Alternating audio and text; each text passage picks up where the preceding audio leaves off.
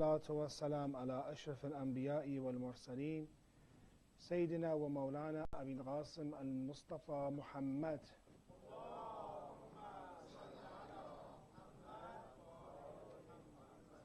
وعلى أهل بيته الطيبين الطاهرين ولعنة الله على أعدائهم إلى يوم الدين. Brothers and sisters, I send my deep condolences for the martyrdom of Imam Hussein alayhi salam in the time period of Muharram and Ashura. This is a time period that tears are very valued. And the more that we can have grief, the more that we can be sad, and we can share some of the pains and trials and tribulations of Imam Hussein alayhi salam, the more the doors of mercy will be open for us. The more our grief, our ham and gham, our grief, our affliction will be removed.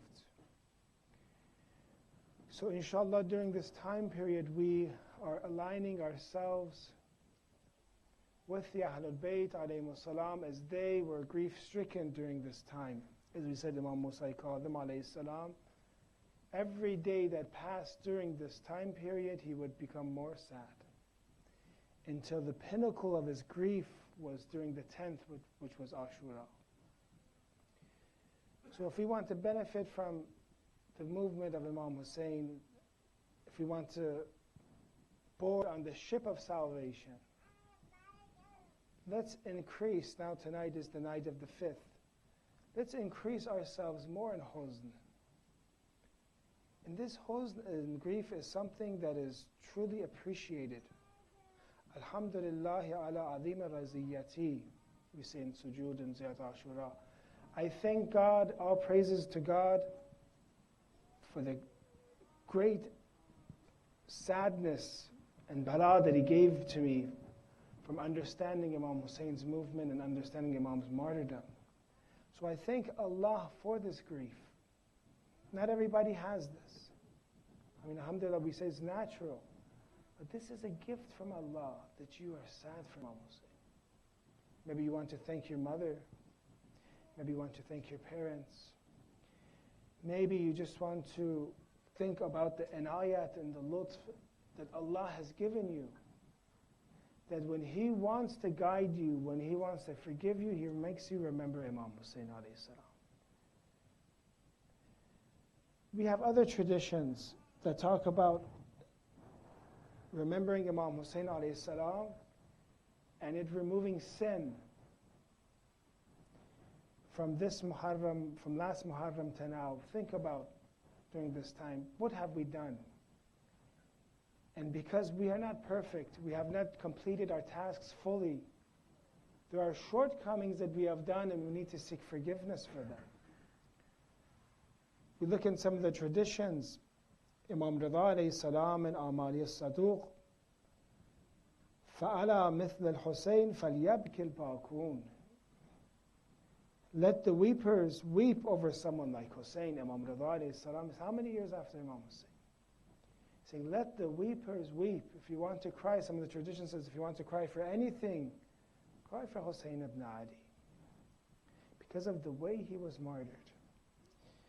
فَإِنَّ الْبُكَاءَ عَلَيْهِ يَهُطُّ ذُنُوبَ الْعِظَامِ.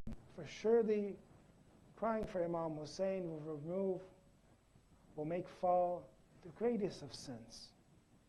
We are talking about sin and the philosophy of sinning and what we don't understand about sinning. But if we want our own sins to be removed, there is this connection between sinning and removing it and forgiveness and Imam Hussein alayhi salam. We talked about one of the biggest issues that man has, and that is that after the prophets came to this world, that the problem that people opposed them, and the reason why people opposed them was not necessarily because they didn't believe in God or they didn't believe in the hereafter. It was that the prophets came and brought forth a set of instructions that sometimes was against the people's hawa nafs, was against their desires. And they did not want to follow and be an abd of God. See, even someone like Shaitan, someone like Satan that has worshipped Allah for maybe 6,000 years. But at the end, when Allah tests him with Adam, he doesn't do taslim. So there are things that we have in our own lives. We might follow 90% of them, but maybe there's 10% that we don't follow. Maybe there's 1, 2 things, instructions that we are not a true abd of, and that will destroy us. It destroyed Shaitan. He worshipped Allah beautifully. But one test he had, he couldn't let go of that. Sometimes there's one attachment we have, and we can't let go. They say that one of our ulama, I believe it's Mullah Naraqi. Naraq is a city around Kashan in Iran. Very great scholar. He wrote a great book of akhlaq and ethics. But they saw him, a wayfarer, a Sufi, came and saw him and saw that he had a good lifestyle. He was not, as he thought, this is Mullah Naraqi, maybe he's not as zahid or disdaining from the world as this Sufi thought he was. So Mullah Naraqi understood this and told him, do you want to go right now? I believe they want to go for ziyarat. Do you want to go right now? Let's go and do ziyarat right now. And this wayfarer, you know, they had the Sufis, they have a kashkul, something that they put next to them. He says, okay, when do you want to go? He says, right now, let's go. He says, you're not ready. What about all your things? He says, no, I'm ready. Mullah Naraqi comes. He wants to show him that if you look at my life, you think I have attachments, but I actually don't have any attachments. He wants to teach him a lesson. After a while, what happens? In the middle of the way, the Sufi says, oh, I forgot my kashkul. I forgot my little bag that I carry with me all the time. Even though he left everything from his life, he was attached to some little bag, some little thing. And then he understood what Mullah Naraqi was talking about. Even though he told him basically that it is not, zuhd does not mean not having. Zuhd means not being attached. Therefore, when we look at ourselves, there's maybe one little kashkul that we might have, one little attachment that we can't let go of this. But to this time period is the time period to ask Allah, inshallah, for us to take our hearts and purify our hearts and remove all attachments, inshallah. To have inqita', to separate our hearts from all attachments. It doesn't mean, as I said in the story, that you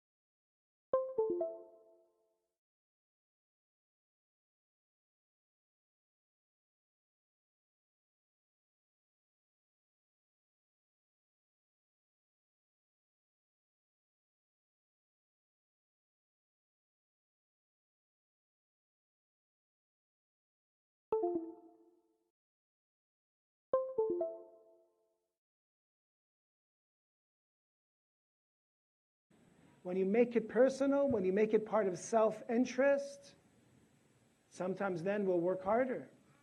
It's okay to try to fulfill your self-interest. There's nothing wrong with that. It's wrong to be selfish and to only want good for yourself. When you do dua for everybody. But Islam, and if you look at the du'as, it's very important to believe in self-interest, that you want to benefit the most that you can. That you are not content, actually. You're greedy somehow. Maybe it's not a good term, but you're greedy when it comes to spirituality. You keep wanting to come back. You keep wanting to go and do ziyarat. You keep wanting to go to the masjid. You keep wanting to do khair. You're competing with each other to do khair. This is something good. It is good to actually think of yourself as someone that is deserving of these things. But you don't want to limit yourself to the lowest level of faith. That is a big problem that we have. People want to lower themselves, limit themselves to the lowest level. They want to barely pass. What happens? You've went to school, all of us. What happens when you aim just to pass? You aim for a C. I think a D is passing too, right? So, okay, C or D, or sometimes D will. We'll talk about it later, inshallah, about my own life. So, C is passing. What happens if you aim for a C or D? There's a big chance you'll miss, and you get an F, or you get a D minus, or you won't pass. But what happens when you get an A? You strive for an A, for 100%, an A plus. In Iran, they say 20 out of 20. What happens if you aim for a 20? Here's an F. But what happens if you aim for a 20? If you get a B, sometimes then you get a B, or you might get a C, but usually you won't fail. So the danger of aiming for the bare minimum is that you will fail. But the danger, if you aim for the top for 100%, maybe you'll get 80% or 90%. This is something true if you saw. So we should aspire high. We should have high aspirations. We should not limit ourselves to the low level of Iman. Look at our du'as. Our du'as teach us to be of the ashab of Imam Zaman. We read over and over, Allah, raise me in du'a ahad. Raise me from the grave. Make me, give my death in between his arms. Maybe someone will say, who am I in Imam Mahdi? Look at me, I'm barely even doing my wajibat. How can I pray to be somebody that gives his life for Imam Mahdi, and Imam Mahdi is holding him in his arms? But this is the world of the rahmat of Allah. In this world, you don't shoot for huge things. If you make, say, $50,000 a year, $100,000 a year, you don't shoot for $1 million homes and mortgages, because the bank won't give you a loan, and you can't afford the mortgages. That's how this world works. It's as if somebody goes to a home in this world and says, they tell the real estate agent, I like this home. They go, okay, how much do you make? Do you have another home that you want to sell? How much do you have? Then they'll say, okay, don't waste my time. Go back home. If you want to look at it, go look at it online. There's a lot of pictures online. But when it comes to spirituality, you come and you observe. You say, oh Allah, I like that maqam. I like al-maqam al-mahmud that the Prophet has in the Quran. And in Ziyarat Ashura, you say, give me maqam al-mahmud. Give me the status of the Prophets and the Ahlul Bayt. Give me the praiseworthy station. Are we deserving of the praiseworthy station? What are we doing? Can we compare ourselves to the Prophet and the holy Imams? No. But Allah teaches us, no, aspire for it. You don't have anything. But then He says, you know what? To His angels, He wants this. Give it to Him. This is the difference between a generous person. This is the difference between the world of Allah, that He sees by you, He looks at you by your intentions, not by what you have. And somebody like Hur changes by his intentions, not by what he did in the past. Right? And he becomes a companion of Imam Hussein. We mentioned when we do ziyarat of Imam Hussein, all of us, we do ziyarat of the ashab, the companions and holders of the ashab.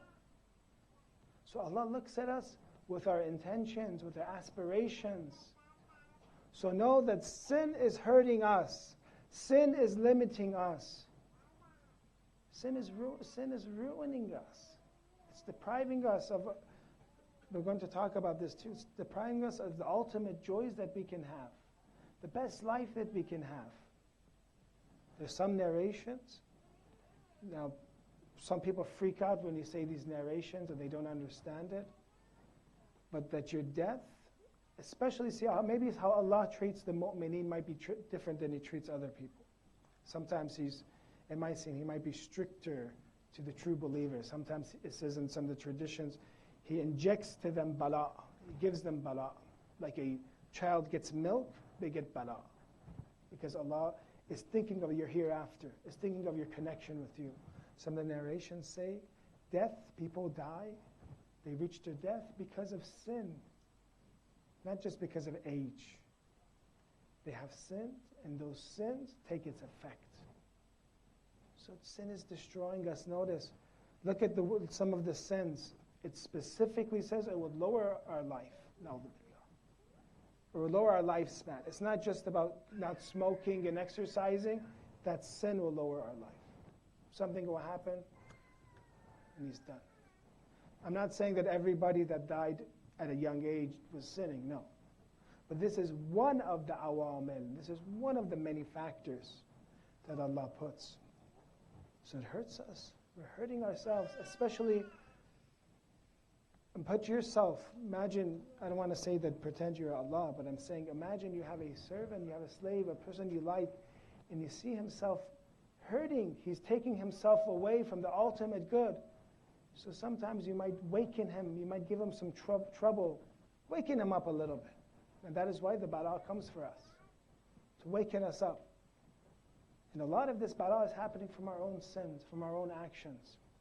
They say a person once went to one of the scholars, he was in a taxi cab and riding, and the taxi driver, he was in a city that was known in Iran, I'm not going to mention the city, that they rip people off when they're driving people around. They overcharge. I'm not going to say what city it is. I don't want to get attacked when I leave. So what happened? He said that he was complaining over and over, look at my life, I'm so poor, I have poverty. He was complaining. And then a passenger comes, rides, and leaves, and the guy overcharges him. He charges him a lot of money. Then the sheikh tells him, look, you're complaining. He says, maybe he's telling himself, what you're doing is you're just hurting yourself. When you're talking about poverty and having a rough life, well, you're ripping people off. So therefore you have. Not necessarily then, do not take all of this with all the narrations. I'm not saying that this is the only factor. Yes, there's other factors of having a good business plan, working hard, having a proper education, all that. That is true. Those are the factors of this material world. But there's also factors from the spiritual world. So no, sinning, we talked about this, is hurting ourselves. And we are limiting ourselves. Two, so we say salawat ala Muhammad wa ali Muhammad.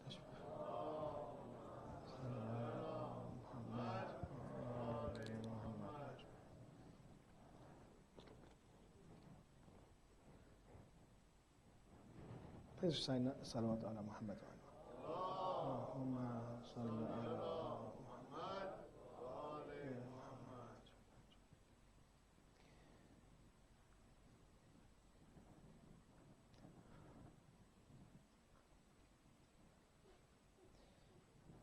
When we look at the nature of man, you've all heard this, we have a fitra.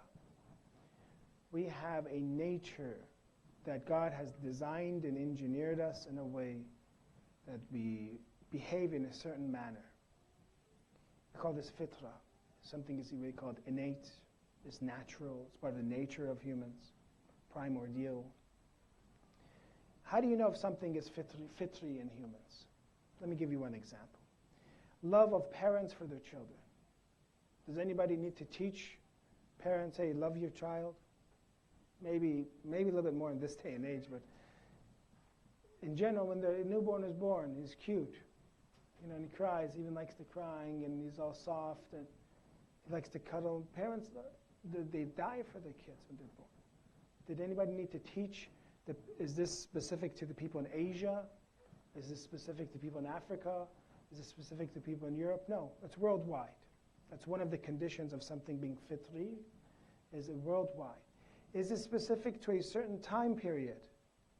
For example, only now or 100 years ago? No, as long as we know humans, they love their children. So those are the few conditions that something is fitri, that is innate in us. It is a part of us. Loving God, loving Iman, worshipping God is fitri. Besides that, not sinning, not opposing Him, submitting to Him is part of our design. Is part of the way, the natural way that we are. Nobody has to teach us this. There's no need to be taught this. And you feel this. When you sin, when you break the rules, when you see something is haram and you go forward with it, you know something's wrong. Because you're going against your nature. Because everything in the world is submitting to God. If you look at, there's a chapter in Bihar al-Anwar that talks about the animals. And it talks about the different sounds that they make. And these are actually different praises of God. They're actually saying something. They're actually either, thanking God. They're doing hamd of God. Everything, if we knew, even the rocks, the sands, everything is submitting to God and praising Him, but we cannot hear. The orbit of the planets, how beautiful and how organized it is day and night. This is all part of the harmony of the universe. We are designed in the same way to be in part of that harmony. And when you sit, you're breaking the harmony of the universe. You're the one that's leaving, but everyone else is staying, if you only noticed. Look at this verse. This is a verse of the Holy Quran. It's Surah Al-Hujarat, and it's verse number 7. This is one of those verses that you can give so many different meanings and understandings from this one verse. I'm going to give you a little introduction of this verse, and then some of the ulama, even Maraja Mushtahideen, they went to visit this, he was a scholar in Arif, and he mentioned this verse that I'm going to mention for you. He gave one night in the night of Ramadan, he gave one tafsir, one commentary. Then again, the second night he gave another tafsir of one verse. Then third night he gave another tafsir. For the entire month of Ramadan, he talked about this one verse only. For 30 nights. And he said, I can talk more about this verse and give you more interpretations, more depths, but the month of Ramadan has ended. This is one of those key verses that you can think about a lot. Actually, I used this in one of my other speeches in another topic. Then I use another part of this verse and another part, because this is one of those verses. وَلَكِنَّ اللَّهَ حَبَّبَ إِلَيْكُمْ الْإِيمَانِ. Allah has endeared to you faith. There's hubbul iman already in us, still mankind. All of you, you love faith. That's how you're designed. Allah, your designer, is giving you the blueprints here. Sometimes you see, you get a little booklet when you buy something, how it works. The Quran is this, manual that you have. In the manual, I'm reading it saying that man already loves faith. وَزَيَّنَهُ فِي قُلُوبِكُمْ, and has made it pleasing in your hearts. When you believe, you're pleased. وَكَرَّهَ إِلَيْكُمُ الْكُفْرِ, and has made hateful for you disbelief. If you disbelieve, you hate it. وَالْفُسُوقِ وَالْعِصْيَانِ, and has made you hate defiance and disobedience. Allah has made you hate this. That's why everything breaks down when you sin, na'udhu billah. Your entire life, your feelings, your emotions, everything. Na'udhu billah, if Allah tests us and we don't pass, you feel that everything has shattered. Everything starts working. It's like a clock that was working, now it shatters. So this is awareness that when we don't sin, it is a benefit for us. We're benefiting. 2, that we're naturally inclined not to sin. Naturally inclined to love faith. We're naturally like, if you want to give example, like bees. Where Allah programmed us to go towards flowers.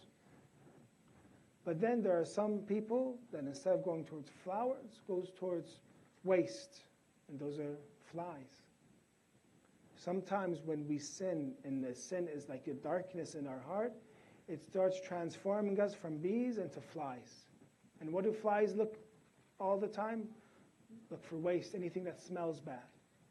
They'll go and find that, right? So let's keep our natural disposition, which is loving faith and loving ta'at and obedience of God. Those are two things so far. And these are awareness. It's not something that we do. Just be aware. We'll talk about the third and fourth. Inshallah, we'll end. The third is that the more you practice, the more easier it becomes. Now, this can go either to, just wajibat and also mustahabbat. The more you practice something, the better you get. The more that it becomes part of your routine, part of your rhythm. When you want to go to the gym after a long time. Now, I shouldn't give these examples because I haven't been to the gym for a long time. When you go to the gym for a long time, it hurts. The next morning you'll go, you'll be sore, you'll be painful. But those they're part of their routine, it becomes very natural. And if they don't do it, they feel something is wrong. That's the same way with adat, they call this. Ons, they call it. You get used to something. If you have wudu, for example, you get used to having wudu when you leave outside. At the beginning, it's hard. But after a few months, you do something, it becomes very easy, it becomes very natural, and then you use your energy to do something else even. So sinning, that first step, they always say that first Monday of going to the gym, which everyone says, when is that Monday going to happen? That first Monday is hard. After that, it's part of your routine, right? Or if you put a time period to study, if you have organization in your life, and this is what Islam tells us, have a time period for worship, have a time period to study, have a time period to make money, have a time period even for relaxation, for something you like. When you organize yourself in these ways, it becomes very easy for you, inshallah. It becomes very easy and second nature. That's why some of the narrations say, "Udu anfusakum ila al-khair." Udu anfusakum al-khair. Get yourselves used to doing good. Adat. We have a section in Usul al-Kafi, chapter 41, I believe. Babu istiwa al-amal wal-mudawamata alayh. The chapter of steadiness and action and continuation. There's an entire section in Usul al-Kafi. Continuing action. Why? It becomes good. It becomes easy. You don't have to think about it. There's one of these traditions in there. It says from Imam Abi Ja'far, Imam Muhammad al-Baqir, alayhi salam, salawat, Allahumma salli ala Muhammad, Ahabbul a'mal ila Allah. What is the most beloved action of Allah, for Allah? Ma dawama alayhi al-abd wa in qal. That action that is continued, even it might be very small, very insignificant. So those actions that you do over time and time and time, that's what makes us, that's what builds us. And na'udhu billah, if we repeat sin all the time, and as you know, repeating small sins, it is equal to the kaba'ir, equals to the big sins. That is destroying us over and over. You're sinning every day and it becomes natural. You don't even feel bad about it anymore. There's another thing I thought of, maybe I'll add it later on. I'll say it now, even though it's not part of this, in case I forget. One of the ways for us to make us stop sinning is who we hang out with. If you want to be good, hang out with the good. One of the bad effects of hanging around with sinners, they might be family members, they might be co-workers, whatever, but you're hanging out, you're spending a lot of time, they make sins seem natural. They do something, at the beginning, you're like, oh, wow, look what he's doing, that's haram. Then day 2, day 3, day 4, you're hanging out, oh, that's normal. It's not a big deal. Nothing happened. You thought maybe at the beginning lightning is going to strike him, and lightning doesn't strike. He's actually having a good life. They're like, oh, right? So one of the reasons sometimes the qub and ugliness of sin drops is because of hanging out with evil people. Maybe that's another step. Anyways, we're talking about continuation.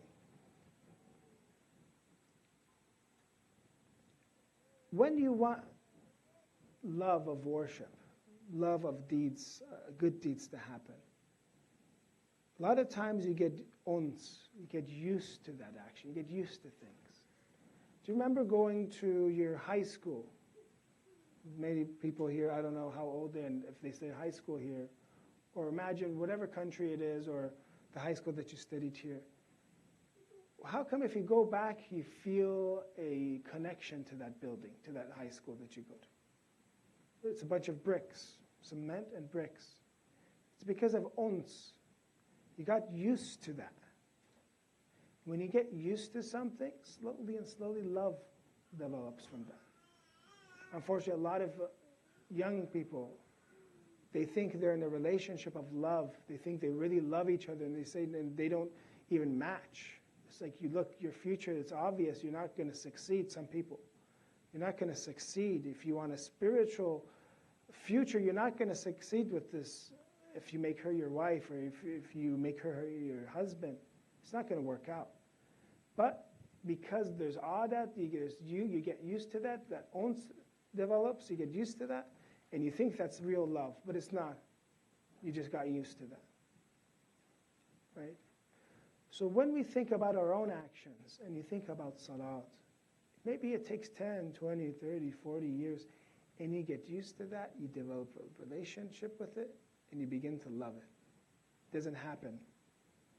Sometimes things happen, it takes a long time, but you need continuation. Look at some of the advice that our scholars like Ayatollah Bahjat said. They'd say, look, I did this action for 1 year. He says, after 20 years, he said, you'll get a result. After 20 years. Don't expect you to jump to become, Arif number 1 in one night. Sometimes we're looking for those shortcuts. It takes a lot of, as we said, you get used to these good deeds. You stay away from all sins at the beginning. You understand what are sins. And you get used to not sinning. You get used to taqwa, this faculty of taqwa. And you're on this path that is towards God, and you get used to it. And then what happens? You use your energy towards mustahabat, towards helping people, you get those mustahabats done, then you get used to them, and then you do more, and you keep adding to your routine. That's how things work in this world. That's how people make progress. They sustain what they kept, and they keep adding. When we come to the majlis of Imam Hussein alayhi salam, maybe we should approach it in a very humble way, and that is not to say we love Imam Hussein, but to say completely I'm in love with you, and completely I have ishq with you. Well, we wouldn't act in this way. If we truly had that love that the companions of Imam Hussein had, we would sacrifice everything. We would live life day and night much differently. But we can maybe say this. We come to your majlis Imam Hussein alayhi salam, so we get used to it. So we can develop love slowly in its tashkiki. There's more love. There's 1 grade of love, 2 grades of love, 3 grades of love. Don't think that either you love Imam Hussein or you don't. There's levels of love. And you say, I come to these majalis every night. I don't miss one because I'm getting used to these majalis. And when you get used to something, that is one of the best ways to make it part of your habit. That is one of the best ways to fall in love. It's the beginning of love, not necessarily if it's true love. That's one of the best ways to get used to it. The last thing that I'd like to mention, and inshallah we'll end, is when we sin, we are prohibiting ourselves, we're destroying ourselves from within. There's a statement, hadith here from Isa alayhi salam, from Jesus. We have many traditions from Jesus, Isa alayhi salam, Prophet Isa alayhi salam, that it might not even be in the Bible. But because the Ahlul Bayt alayhim salam preserved not only the sunnah of the Prophet, they also preserved the sunnah, the actions and sayings of the previous prophets. They taught us what Isa alayhi salam said. They taught us what Musa alayhi salam said, because they're in the same line. This tradition is in Tuhaful Uqul. That Isa alayhi salam says in this tradition, Innahu kama, I'll read this part in English. With truth I tell you that verily just as the sick man can only look at good food but cannot enjoy it, due to the intense pain he suffers. He gives an example first. Look at a person that is sick, and you put the best type of food. I don't know what is the best type of food in Portland. Is it steak? Is it kebab? For those that are vegan, is it salad? I don't know. The best type of food. If somebody is sick, you put it in front of them. They can't eat it because they're sick. They just look at it. In the same way, because of the pain he's suffering, it says al-waja, the pain that he has, he can only look at it. He cannot enjoy it.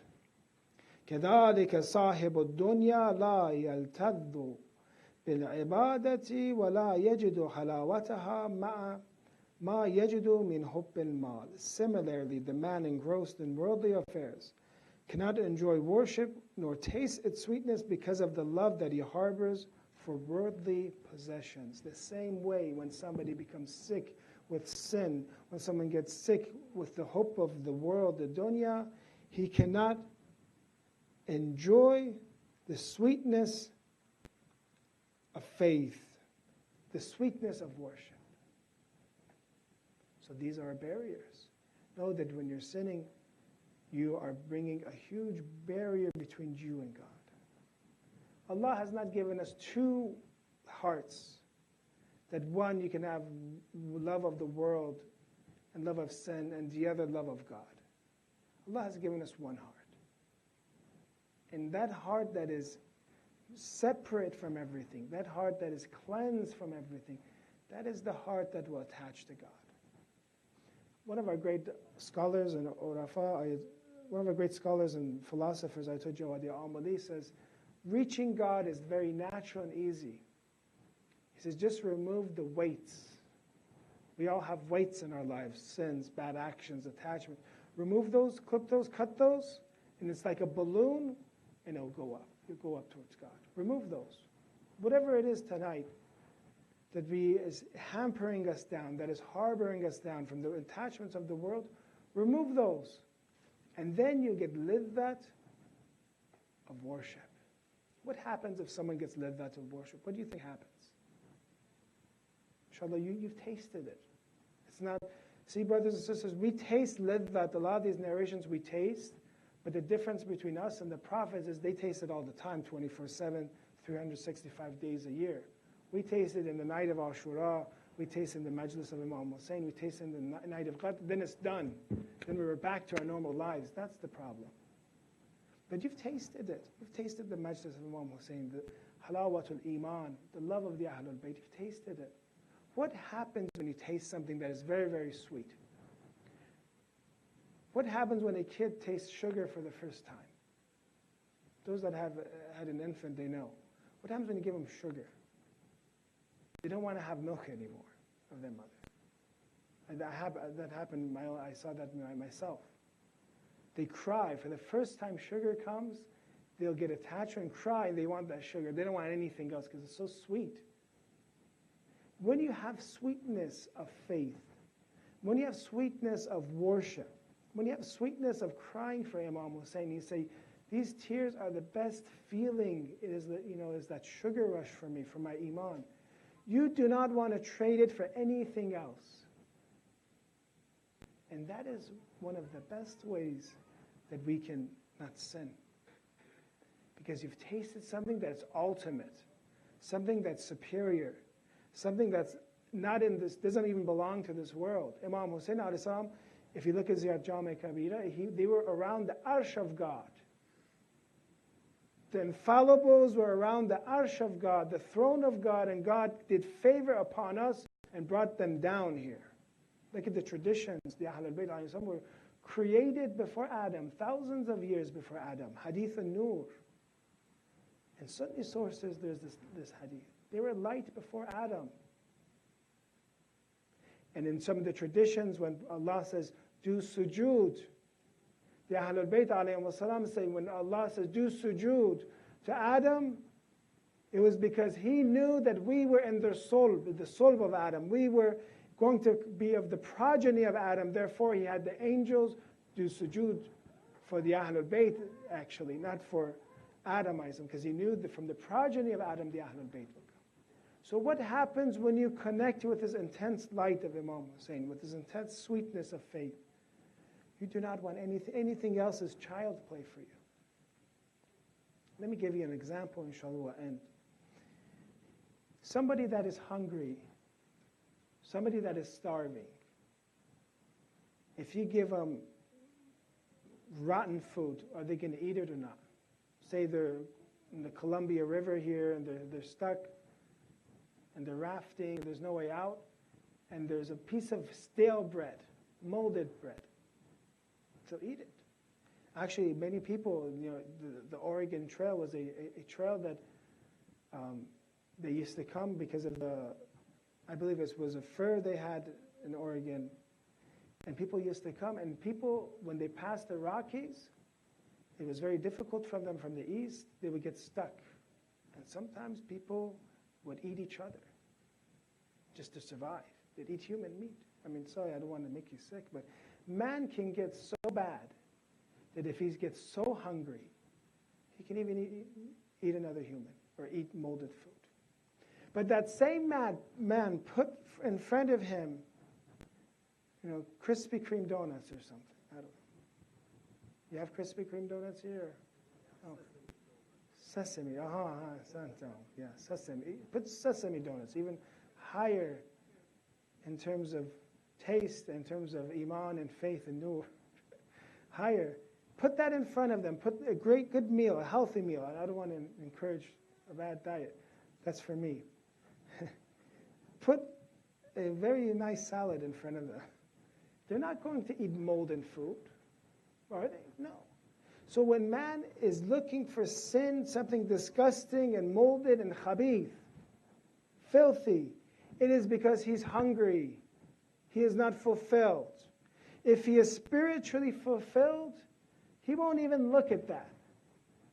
People say, what? You want me to eat molded food? I'm going to get sick. Right? If you see the reality of the matter. So when we think about liddat of the world, and we think that God has not given us two hearts, has given us one heart. If you fill it with sin, if you fill it with the hayat ad-dunya, you will deprive yourself from true spiritual faith. You deprive yourself from those tears that the companions of Imam Hussein and the statements that the companions of Imam Hussein gave, that if you burn me 70 times, I will still be with you, Hussein. That's fire. That's love. That's sweetness of faith. A heart that's full of the dunya will not be able to say that. We'll dim the lights, inshallah, and so that we can, inshallah, actually practice, and I tell this to myself, that we can stay away from sin. So two of them were awareness, know that we need to benefit ourselves. Sin is harming ourselves. If we stay away from sin, we're benefiting ourselves. Two, it is natural not to sin. It is part of our fitrah. We use that verse of the Quran. Three, when you get used to things, when you get used to that first step is difficult. After you take that, the rest is downhill. And fourth, know that you're depriving. Everything has an opportunity cost, they say in business school. Everything has an opportunity cost. Opportunity cost means if you do something, you're depriving yourself of something else. If you sin, na'udhu if you have hope of the world, you're depriving yourself of a much, much better sense of enjoyment, sense of life, of hayat, that you will not get if you sin. Tonight is the night that we, during the nights, we're going to mention and do tawassul to one of the sons of Imam Hassan alayhi salam. As you know, Imam Hassan alayhi salam was known for his karamat. How generous was Imam Hassan? Many times in his life, he separated all his belongings and said, this is for the poor, this is for me, half-half. Many times in his life. I'm going to share one narration to you, brothers and sisters, to know that when you cry for Imam Hassan's son tonight, his two orphan sons, Abdullah and Qasim, we're going to talk about Abdullah tonight. What do you think Imam Hassan will do for you? How kareem is he? And look how generous is he? Look at some of the narrations. They ask him, in Tu'af al-Uqul, there's beautiful narrations. They ask what the meaning of each word is. And they ask Imam Hassan alayhi salam, قِيلَ لَا فَمَا الْكَرَمْ What is the definition of generosity? What is the definition of benevolence? Al-ibtida'u bil-atiyya qabla al-mas'ala. To give before you're even asked. This is the person that this holy Imam that we're going to ask tonight, inshallah, to give. Because Imam Hassan, he says, Karamat, he is Kareem of the Ahlul Bayt. He gives without even you asking. Now imagine if you ask him, Ya Imam Hassan, I have troubles in my life. I have tribulations. The world has troubles and tribulations. Don't only pray for yourselves. Don't say, God, give shafa for this kid, my kid. Allah, give shafa to all the kids in the world. Be generous. Be kareem. So we're going to talk about Abdullah.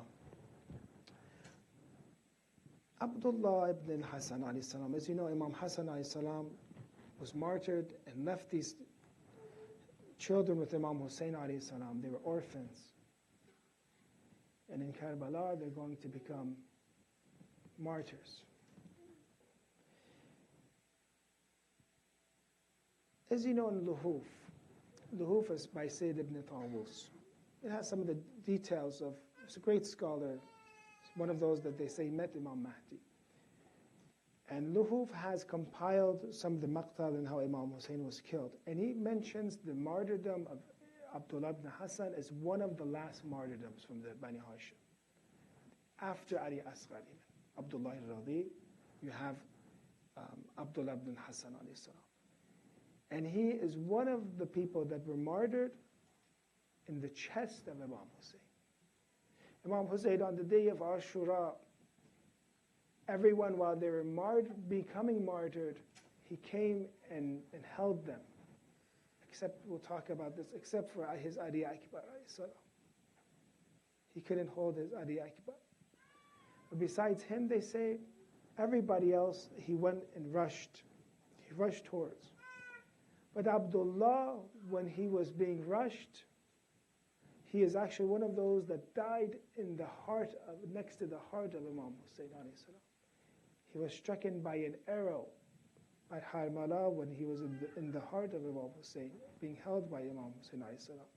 When you talk about Abdullah's Masa'ib, you're talking about the Madhbah of Imam Hussein. It's linked with the Madhbah and Qatl of Imam Hussein, because that's where he died. And then Imam Hussein was martyred after that. Sayyid ibn Tawus says, at that time, Abdullah ibn al-Hasan ibn Ali alayhi salam, who was about 12 years old, we don't even know if armor fit him or not. He came from the camp of the women and rushed towards the Imam. It is said there that Zainab, daughter of Ali alayhi salam, went to him to stop him, because he is too young to come and become martyred for Imam Hussein. Armor does not fit him. But he refused and turned back. He said, by Allah, I will not leave my uncle. There it is said that Imam Hussein alayhi salam, he told his sister, فَقَالَ لَهَا الْحُسَيْنَ alayhi salam, احبسيه يا أختي, take him, don't allow him to come. فَأَبَى وَامْتَنَعَ عَلَيْهَا امْتِنَاءً شَدِيدًا. He refused. He wanted to come and become martyred for Imam Hussein. He said, وَقَالَ وَاللَّهِ لَا أُفَارِغُ عَمِّي. I swear by God, I will not leave my uncle. Look at the basirat and the insight that this young lad, this young boy had at such an age. People that were 50, 60, 70, some of them did not have this basira. وَأَهْوَى أَبْجَرِ ibn Ka'b ibn al-Husayn بِالسَّيْفِ. Then Abjar comes. He comes to hit Imam Hussein alayhi salam. He raises his sword to hit Hussein ibn Ali, but Abdullah raises his hand and becomes a shield for Imam Hussein. The sword strikes Abdullah's arm. His arm is now dangling and only being held by skin. He is a child. He cries for his mother. He cries for his mother, and Imam Hussein alayhi salam comes. He rushes towards him. He hugs him. وَقَالَ يَا ابْنَ أَخِي اصْبِرْ عَلَى مَا نَزَلَ بِكَ. Have patience upon what is befallen you. وَاحْتَسِبْ فِي ذَلِكَ الْخَيْرِ فَإِنَّ اللَّهَ يُلْحِقُكَ بِآبَائِكَ الصَّالِحِينَ. Allah will take you with your righteous forefathers. Have patience. Soon it will be over. ثُمَّ رَفَعَ الْحُسَيْنِ يَدَهُ. Then Imam Hussein does dua. He does dua against the people that have heard Abdullah, have heard his companions. Then at that time, Harmala is looking. May la'natullah be upon Harmala. Harmala is observing this young lad and Imam Hussein hugging him and holding him. How does Imam Hussein feel that this trust of Imam Hassan, his beloved brother, this remembrance of Hassan ibn Ali is next to him? And Harmala is looking and strikes an arrow. فَرَمَى حَرْمَلَا ibn Kahil بِالسَّهْمِ فَذَبَحَهُ. He slaughters him. What kind of arrow did he shoot that he slaughters him? وَهُوَ فِي حَجْرِ عَمِّهِ الْحُسَيْنِ. He was in the lap of his brother Hussein alayhi salam.